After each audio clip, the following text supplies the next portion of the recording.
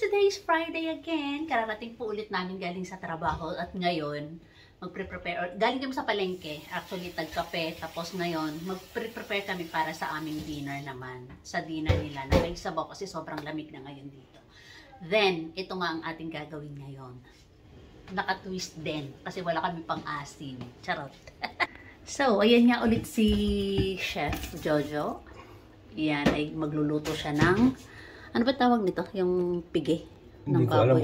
Hindi naman pigi. Sa amin ay panseta to. Ang tawag namin yan dito. So siya ngayon na magluluto. Siyang nakatoka ulit magluto. Ayan, naglagay siya ng tubig.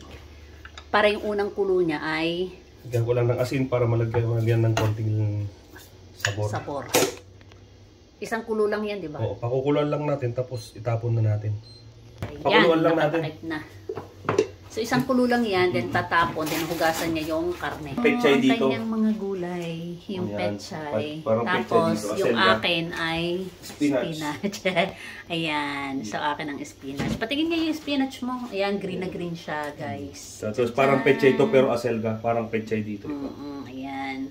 So, kung syempre, guys, ayan, si Chef. So, kanya yan. Tignan natin na maraming kamatis para masarap. Ayan, tingnan mo yung kanyang ingredients lang. Ayan.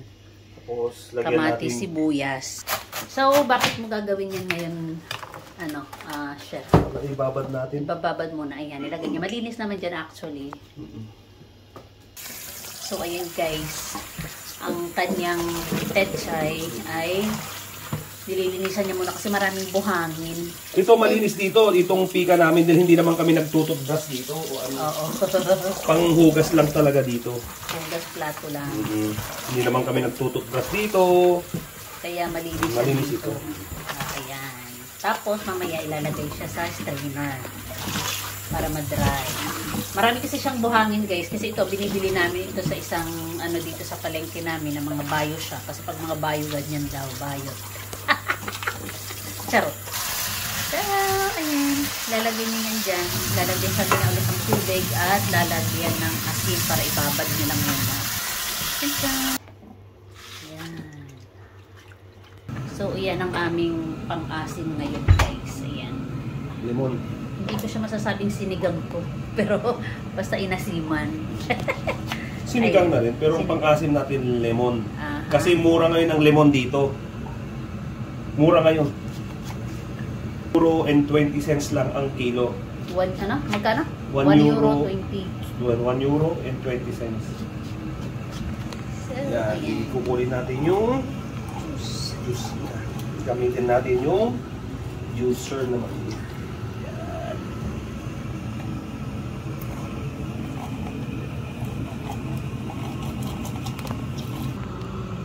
So, ayan, kumukulo na. Ayan, unang kulo pa lang siya. Patay na natin. Patay ang apoy. Patay na natin. Tapos,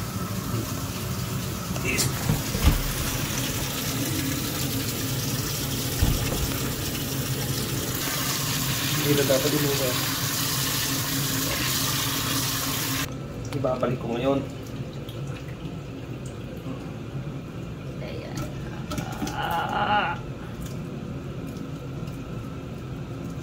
Ibabalik natin. Tubig. Lagyan natin ng tubig yung eksaktong hanggang lumambot na. Salang ulit natin. Ayan. Salang niya. Lagyan na natin yung mga ingredients natin sabay-sabay na.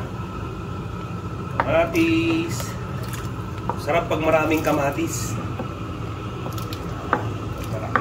Parang kinamatisan na rin ito. Tapos lagyan natin ng sibuyas. Lagyan natin ng pimienta. Buo. Lagyan natin ng patis. Siyempre nagpapatis ako para mas masarap pag may patis. Half cup lang ng patis yan. Lagyan natin patis. Konting asin. Mamaya natin lagyan ube para malating manok nyo. Saka natin takpan. Hayaan na natin kumulong. Tikpan. Yan. Mamaya natin. Luego. Mamaya natin lagyan ng pang-asin. Okay. So ngayon, chef, paano ka nga naging chef dito? Nag-aaral ako ng nurse ako sa Pilipinas.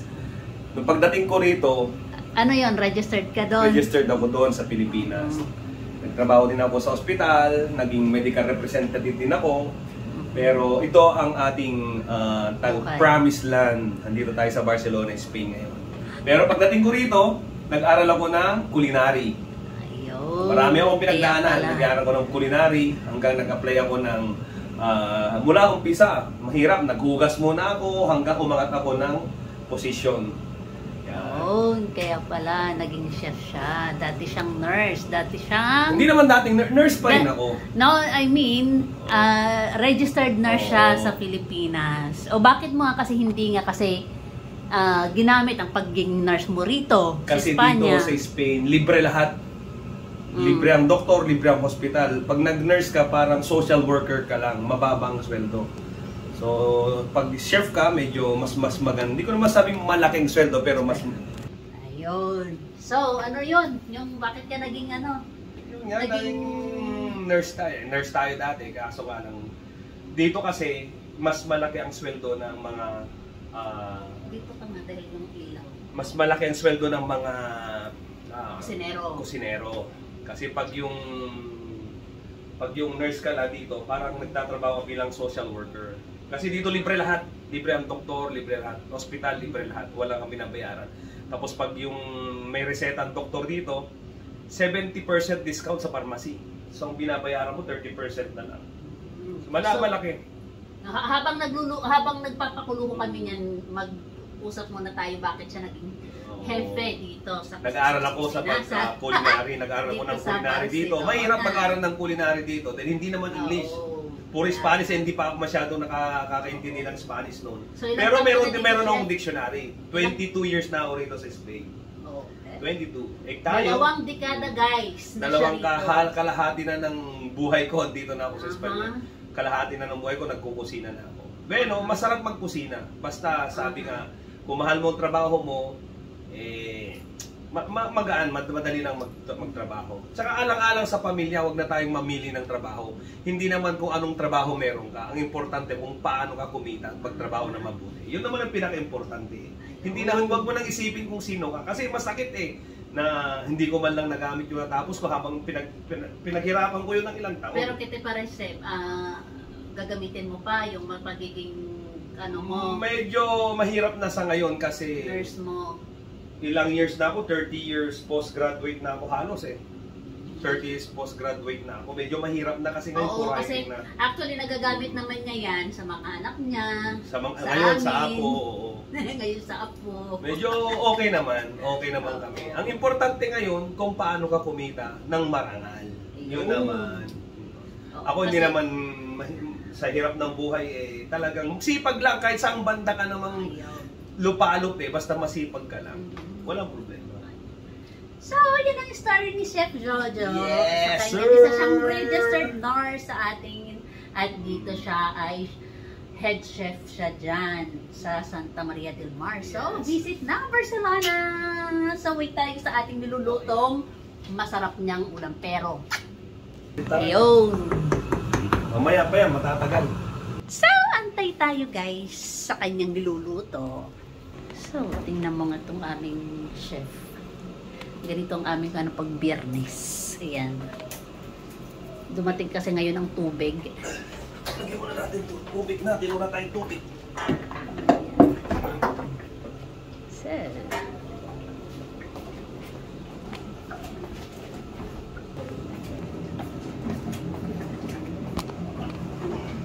For 1 month.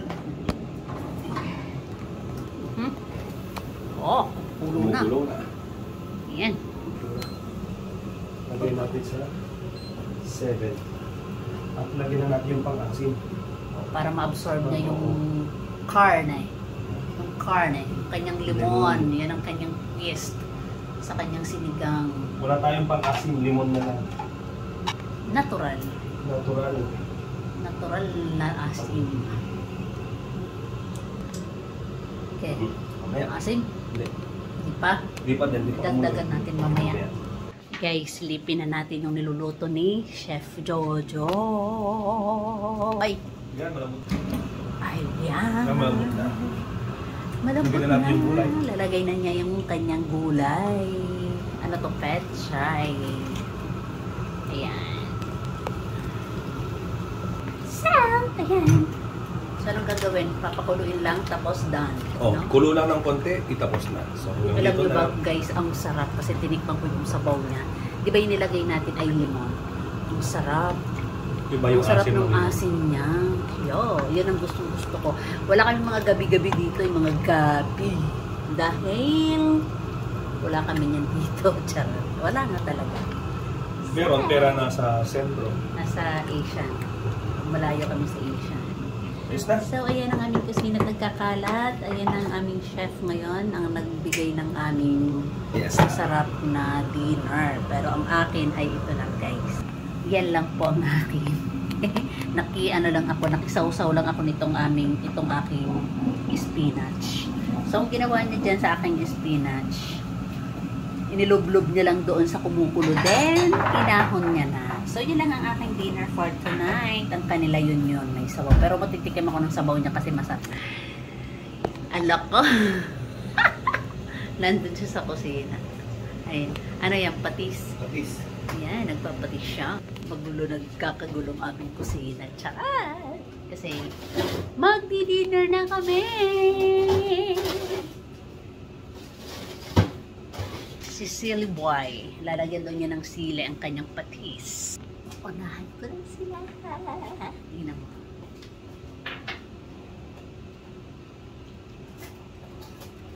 Marabog. Sarap.